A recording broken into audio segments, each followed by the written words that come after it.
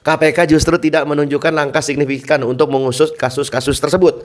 Apa kasus tadi? Mantan Direktur Utama Pertamina Karen Agustiawan, kasus ex-Menteri Komunikasi yang dulu Johnny G. Plate, Syahrul Yassin Limpo, itu di persidangan. 3 orang tadi, itu nama Jokowi dan keluarganya disebut-sebut, ya kan? KPK harusnya mengusut tuntas kasus-kasus tadi. Kenapa? Nama Jokowi dan keluarganya disebut-sebut. KPK nggak usah cengengesan, nggak usah cepaka-cepiki, nggak usah selengean, nggak usah petakilan. Kerja aja yang benar kerja, ya kan, nggak usah nungguin laporan warga. Makin banyak anak umat Islam yang subscribe media-media Islam daripada kita subscribe. Bismillahirrahmanirrahim. Assalamualaikum warahmatullahi wabarakatuh. Jumpa lagi Al-Fakir Rabi Faisal pada kesempatan hari ini saudara, Rabu 8 Januari 2024. Bagaimana keadaan saudara dan keluarganya? Semoga semuanya sehat walafiat, mulia barokah, amin Allahumma amin. Masih panjang umur perubahan, panjang umur perjuangan. Gak mau berubah, gak mau berjuang, apa kabar? Nih di mana nih otak nih, pakai di otak. Minimal aktifin lah itu cara mikirnya. Bukan taklid buta, bukan apa kata guru, apa kata orang, apa kata apalah preketek dan lain sebagainya macamnya. Mikir lah, minimal mikir lah. Saking pentingnya mikir. Itu Nabi SAW sendiri bilang dalam sebuah hadis, berpikir itu lebih sejenak, itu lebih baik daripada ibadah 70 tahun. Ini ada berita fajar.co.id, ya elah KPK tantang warga. Ya tantang warga laporkan dugaan korupsi keluarga Jokowi. Ya ntar kalau udah ditantang-tantang, emang kenapa gitu? Nanti warganya yang jadi tersangka gitu. Jangan mau nanti yang namanya masuk perangkap. Jangan mau masuk jebakan Batman. Tanpa dilaporkan pun harusnya KPK itu kan punya otak. Ya kan, gunanya otak apa? Ya banyak persidangan kasus dugaan korupsi, nama Jokowi disebut, nama keluarganya Jokowi disebut. Kan dari situ aja KPK harusnya bisa mikir. Ngapain nunggu warga laporin dugaan korupsi keluarga Jokowi? Nantang warga. Sama tuh kayak Mahfud MD dulu, dibilang ditantang. Buktikan kepada saya dalil khilafah, dalilnya mana dalam Al-Quran? Gak usah ditantang orang. Mahfud MD baca lagi aja tuh kitab yang namanya buku fikih Islam yang diajarin Madrasah Aliyah. Di situ ada kitab fikih Sulaiman Rasyid, ulama Nusantara. Di kitab-kitab terakhirnya itu, di bab terakhirnya itu ada tentang khilafah. Khilafah adalah fardu kifayah. Itu ada di buku Madrasah Aliyah.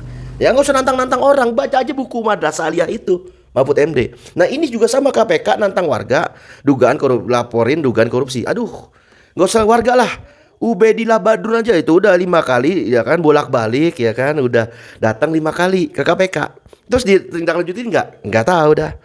Nah pernyataan ketua KPK yang sekarang, yang notabene beneran ketua KPK atau ketua titipan Jokowi, ya aduh, nanya, masa nggak boleh nanya. Setio Budianto ngaku akan menindaklanjuti jika ada laporan dugaan korupsi terhadap Jokowi dan keluarganya. Ya tentu saja hal ini dipertanyakan. Kenapa dipertanyakan? Itu Ubedillah Badrun, kata Bang Ubedillah Badrun sendiri. Kami hadir kembali untuk yang kelima kali dari tahun 2022 sampai tahun 2024 tentang dugaan korupsi dan TPPU Jokowi dan keluarganya. Nah, kemudian Ubedillah Badrun datang lagi kemarin itu, tanggal berapa itu? Tanggal 7 Januari 2025. Datang lagi untuk menindaklanjuti laporan Organized Crime and Corruption Reporting Project, OCCRP. Nah, laporan tersebut mencantumkan nama Jokowi sebagai finalis pimpinan dunia terkorup di dunia. Aduh, harusnya jangan sampai disayangkan banget nih KPK sampai nantang gitu. Jangankan bicara nantang ya, buktiin aja kalau memang benar KPK kerjanya, ya kan. Bukan cuma Hasto yang diringkus, yang dikarungin, Harun Masiku karungin, dan orang-orang yang diduga korupsi termasuk TPPU yang diduga Jokowi dan keluarganya juga karungin. Kalau KPK benar-benar ketua Komisi Pemberantasan Korupsi atau komisi, kan rakyat taunya komisi itu kan duit. Nah, komisi rakyat taunya gitu kan.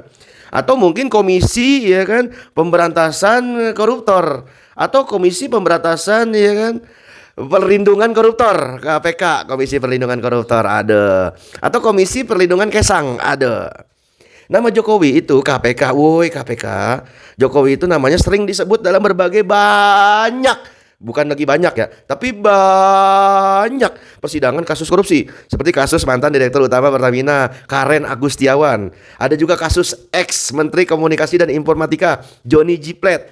Ada juga kasus dugaan korupsi Menteri Pertanian Syahrul Yassin Limpo. Nama anak dan menantu Jokowi Kahiyang Ayu dan Bobi Nasution juga disebut dalam persidangan terkait dengan penyalahgunaan diduga kuat penyalahgunaan kekuasaan di Medan. Nah, kok KPK nggak gerak ya? Kok KPK nungguin laporan orang, laporan warga? Aduh.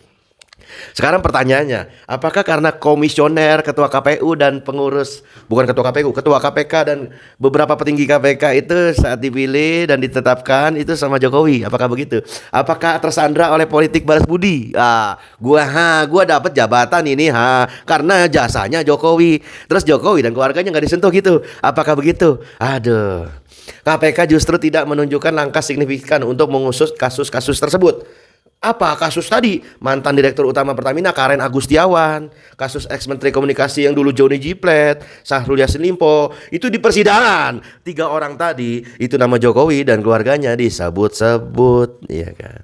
KPK harusnya mengusut tuntas kasus-kasus tadi. Kenapa? Nama Jokowi dan keluarganya disebut-sebut.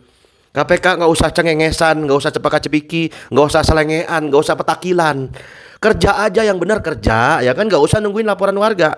KPK sekarang diduga malah lebih jadi alat politik kekuasaan mantan presiden, ya kan, bukan presiden tapi mantan presiden. Komisionernya kan diduga juga dipilih sama mantan presiden Jokowi. Nah, kalau udah kayak begini bentuknya, sekali lagi Al-Fakir sering mengulang bahwa hukum Allah, syariat Islam, sistem Islam yang bersumber dari yang maha adil pasti akan mendatangkan keadilan, gitu kan. Bagaimana tidak? Bahkan Allah Subhanahu wa taala sendiri yang namanya mempertanyakan hukum jahiliyah itu apakah lebih baik daripada hukum Allah yang maha sempurna, kan begitu. Afa hukmal jahiliyati yabghun wa man ahsanu minallah hukman liqaumi yuqinun. Hukum jahiliyah apakah lebih baik dari hukum Allah yang maha sempurna? Bayangin, saking sempurnanya, saking adilnya, bahkan Khalifah Ali, seorang khalifah, itu bisa hadir, dipaksa hadir di dalam persidangan, gitu kan. Menantu baginda Nabi besar Muhammad sallallahu alaihi wasallam. Itu saking adilnya sistem Islam. Lah ini orang yang mantan presiden, bukan cucunya Nabi, bukannya anaknya Nabi, bukan mantunya Nabi, bukan Rasul, bukan malaikat, tapi dia lebih-lebih kelakuannya, punya hak istimewa, diduga kuat kebal hukum, tidak mau hadir di persidangan. Bahkan jangan bicara masalah persoalan dugaan korupsi, bicara soal dugaan ijazah palsu aja. Ini yang katanya mantan presiden, yang notabene dipertanyakan ijazahnya, nggak pernah hadir di berbagai macam persidangan. Nah, sekali lagi Al-Fakir sering mengulang bahwa sistem Islam itu tidak ada yang namanya orang dikasih privilege. Semua sama di depan hukum, semua sama di hadapan kodi, di hadapan hakim, di hadapan Allah Subhanahu wa taala. Semua sama, sebagaimana tadi Khalifah Ali bin Abi Thalib radhiyallahu an itu bisa hadir di persidangan, bisa dihukum, bahkan diduga kuat kalau memang misalnya bersalah. Jangankan Khalifah Ali bin Abi Thalib, ya, seandainya anak baginda Nabi besar Muhammad sallallahu alaihi wasallam itu sendiri mencuri, maka Nabi sendiri yang akan potong tangannya. Itu saking adilnya hukum yang hanya ada di dalam Islam. Seandainya demi Allah, kata Nabi SAW, seandainya demi Allah Fatimah binti Muhammad mencuri, aku sendiri yang akan potong tangannya. Tapi ini siapa nih orang-orang ini pada? Yang mantan presiden, anaknya mantan presiden, istrinya, mantunya, Bobi Nasution, Gibran, Kaesang, Jokowi, Iriana. Mereka ini siapa? Apakah mereka lebih sakti daripada, apakah mereka lebih hebat daripada sahabat Nabi? Apakah mereka lebih hebat daripada sistem Islam itu sendiri? Nah, udzubillah min zalik. Oleh karena itu, oleh sebab itu saudara, sama-sama kita rapatkan barisan, rapatkan saf, sama-sama bersama di barisan habaib dan ulama lurus untuk memperjuangkan hukum-hukum Allah Subhanahu wa taala. Agar apa? Agar Indonesia yang merdeka atas rahmat Allah Subhanahu wa taala ini mengisi kemerdekaan berdasarkan fahkum bainahum bima anzalallah wa la tatabi ahwa'ahum, berdasarkan apa yang diturunkan Allah Subhanahu wa taala, dan janganlah kalian mengikuti hawa-hawa nafsu orang-orang kebanyakan. Izin pamit. Wassalamualaikum warahmatullahi wabarakatuh.